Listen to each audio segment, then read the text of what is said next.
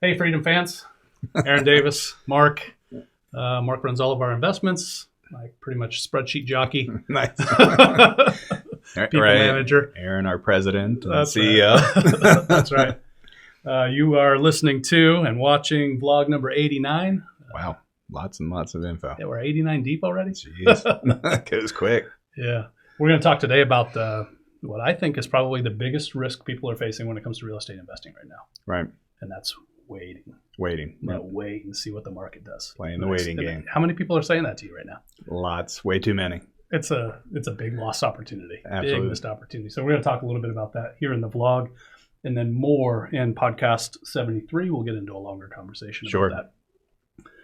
So yeah, I'm hearing that chatter. It's one of those periods where fear has gripped people. Sure. Because interest rates are changing. That's the big variable. Interest rates, and then also maybe to a lesser extent to our real estate investors, this talk of like recession coming, what's the impact on the Sure. owning real estate and so on. So I think both of those things have people hesitating despite looking right at the data that tells them otherwise. Right. And so we wanted to kind of chat a little bit about that fear. I think it's meaningful. When my little dude, my 5-year-old, wakes up, he's had a bad dream, I don't blow him off and say, get out of here. It's nonsense. Right. I say, hey, what were you dreaming about? Why? Whatever. Right. I take it seriously and then find a way to make him understand some of those fears are exaggerated. Yep. And so that's kind of what I think is important. It's timely for us to talk to our audience about really the bigger risk, which is just being seized by fear, sitting around and waiting when there are ways to move. Missing opportunities. Yeah, that's exactly right. I got a long list of things on my mind to talk about. Yeah, no worries. I'm definitely looking forward to the longer chatter, but because this will probably be a conversation we keep up for hours after this. Right, because it's real. It is. It's real time right now. So, a couple of things that the kind of like the foundational principle that I was thinking about that kind of made me realize that we needed to talk about this right now. So that we just had another interest rate hike. Mortgage rates have gone up a little bit, and the fact that those things impact the cash flow of a rental property is real. So that will happen, right? Right. The foundational concept or whatever is that long-term 10-year financial freedom vision and plan that people like put together and that and they execute on day after day, year after year to build that portfolio that wins in financial freedom. It's being threatened right now by this I want to wait and see. Right. And I think the kind of revisiting that concept of having a long-term investment strategy where you put a portfolio together and depending on your financial situation, different people can do it at a different pace, right? Yep. And some people can buy a property every couple of years, like scrape together the nickels or whatever, and then you're in a different position 5 years later.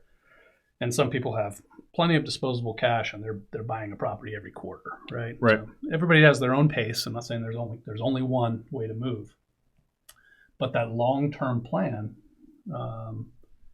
is kind of like the foundational principle that I wanted to kind of kind of bring people back to. Sure. Well.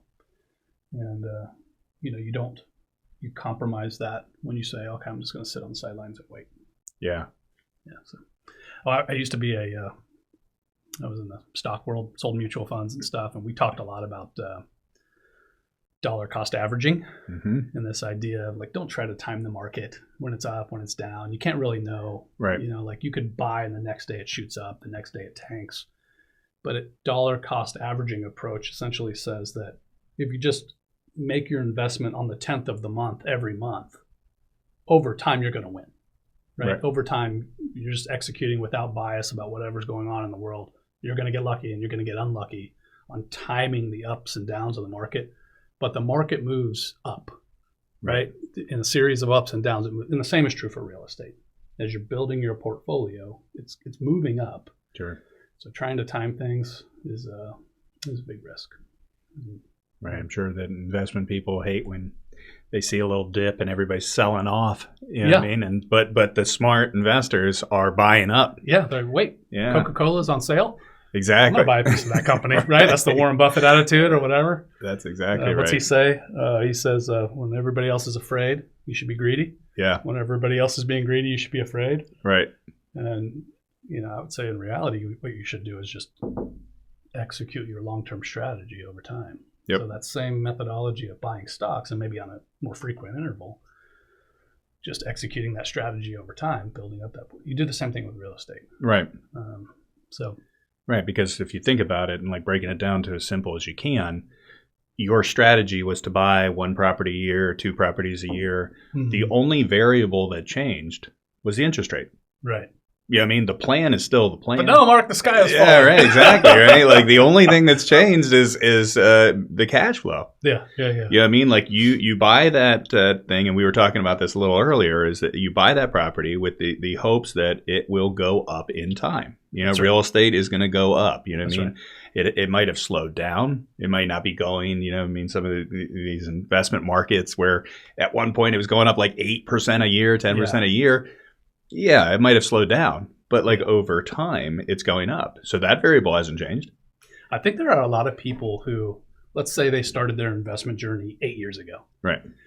And so they've been in a bull market their entire time. And so things change, get shaken up a little bit, and they're like, whoa, what? Right. So if you started in, let's say, 2012, 2014 or whatever,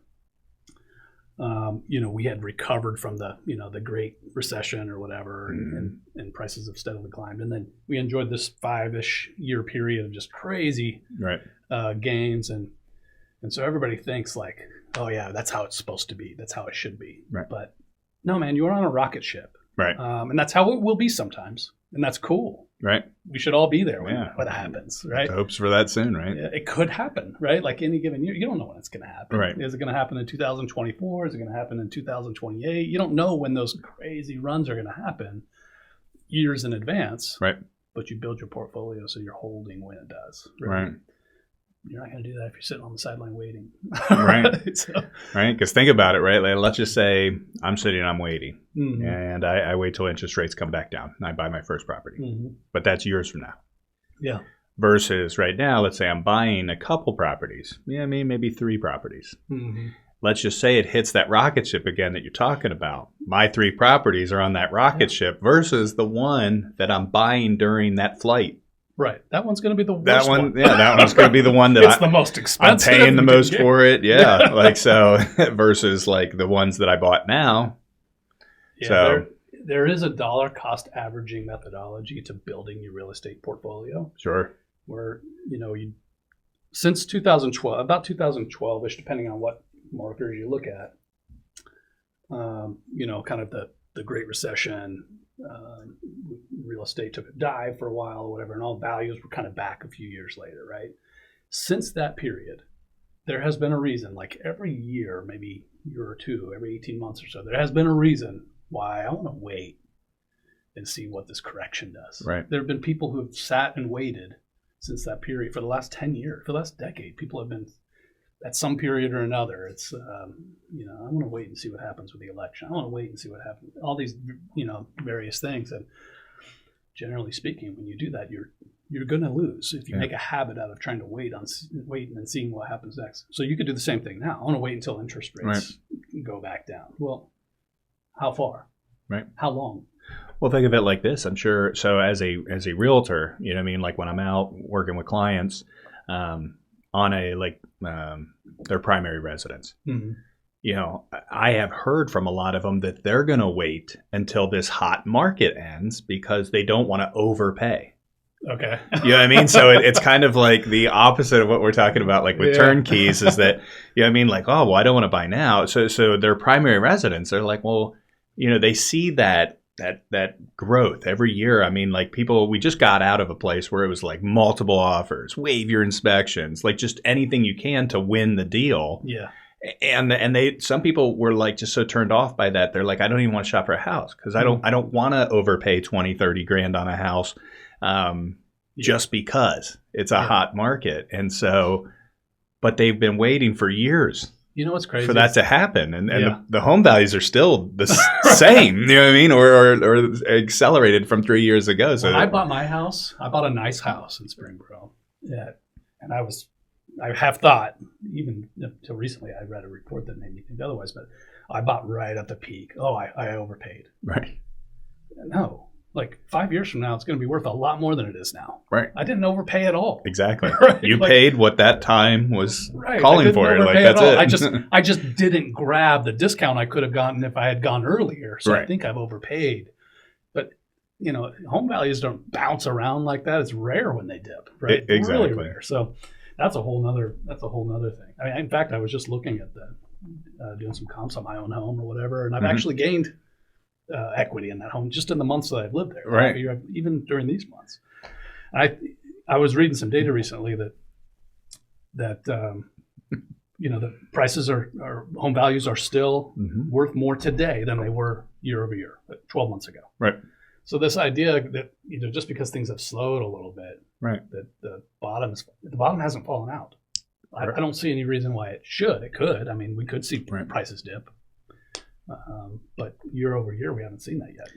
Yeah, I mean, again, I'm not a mortgage expert, but you would think that like when they made the correction, you know, with the housing collapse, you know, 2005, 2008, like in that they were just obviously writing loans to anybody that would sign one. Right. You know what I mean? So I think they caught on to the game. Oh, yeah. Regulation addressed that. And then a lot of those big holes in the net have been addressed. So the fact that people, you know, have purchased homes that were more expensive, but there was the lower mortgage and interest rates. And so you can still pay them. Mm-hmm. It's not like when you bought a home back in 2008 and did stated income with zero down. I mean, you got no skin in the game. So, I mean, of course, you couldn't afford that. And so that's, you know, all the foreclosures and collapsing and stuff. So, again, I don't know where that's going, but we've had at least one good cycle of tightening that happened since that period, too.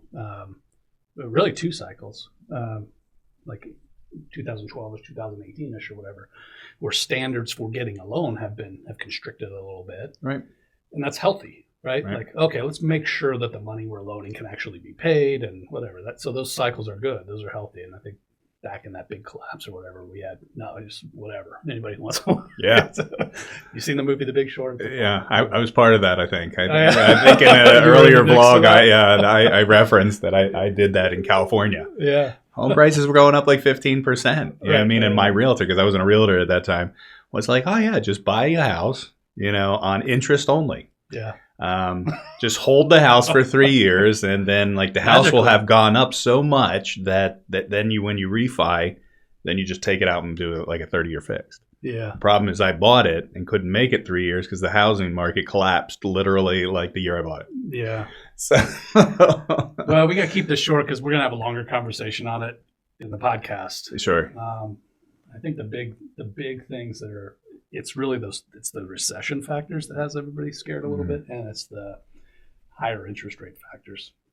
You did a good analysis on this decision making about interest rates now versus what they, you know, some fictitious grand future. And you know, when running that analysis, you came to that same conclusion I did, which is, you know, let's say a property that's cash flow. Let's say you just make $200. You pay your maintenance, you do all your stuff or whatever. You cash flow $200 a month between now and a year from now. Right. Well, you've just produced enough cash to pay for a refinance. Yeah. Let's say interest rates are way lower a year. You don't know that, but let's just say they're way lower a year from now. You've cash flowed enough to pay for your refinance. You've also gained equity by having somebody else pay for your mortgage. Yep. The capital has appreciated on the property, so it's actually worth more now. Yep. And you bought the property at today's price instead of tomorrow's price. Correct. Right? So, like, what do you gain by waiting? By waiting, you get a better cash flowing property. Let's say that fictitious future, whatever that is. Let's say it's a year from now or whatever. But you're going to pay tomorrow's price, which is higher. And so many other things, other quantitative tightening factors that could impact your ability to get financing and everything else, right? But what do you gain by waiting? You gain nothing. Right. You actually lose capital appreciation. You actually lose equity that's being paid, paid down on the principal that's being paid for on the loan. So this is the moment where fear is going to cause people to miss out. Sure. While everybody else is scooping up and building their portfolio. Mm-hmm. People who are afraid or seized by it are looking at the wrong instead of looking at the cash flow Mm-hmm. and saying, does that pay for my mortgage and Right. build me equity over time, or does it not? Sure. Right? Instead, they're asking, what can I do to time the market? That's the wrong question. Right. Yeah, and then the recession factors is everybody going to lose their job and stop paying rent? Well, rents don't go down, not in B and C class properties, right? Right. Rents go down in your luxury condo or whatever, right? Your executive home or whatever. Right. Rents will go down in a recession, but generally speaking, recessions have very little impact on the B and C class properties that you're building your portfolio with. So there are better ways to mitigate that risk, Sure. right? Buying in different economic hubs. Mm-hmm. Buying next to we have an Air Force base here in Dayton. We have a big airport, kind of like distribution, whatever, hub in Cincinnati. Mm-hmm. We have different economic pockets or whatever that impact Sure. employment, wages, and all that kind of stuff. But that diversifying is smarter than, I'm gonna wait and make sure Right. the economy's healthy and all that fun stuff. So There are lots that can go into that. I mean, even if you just look at your buying power 3 years from now. If you have multiple properties that are performing, you're now not a rookie. Banks may look at you a little different. There's so many different things and variables that you don't even take into consideration. Is that, that's a great imagine having 3 or 4 properties. There's tons of equity in it. You can pull that out, do blanket loans. Buying power goes up again. You know what I mean? So not if you were sitting waiting. Not if you're sitting waiting. Right? If you're waiting for your first one, you've got no buying power 3 years in the future. But the rates are better, right? Right.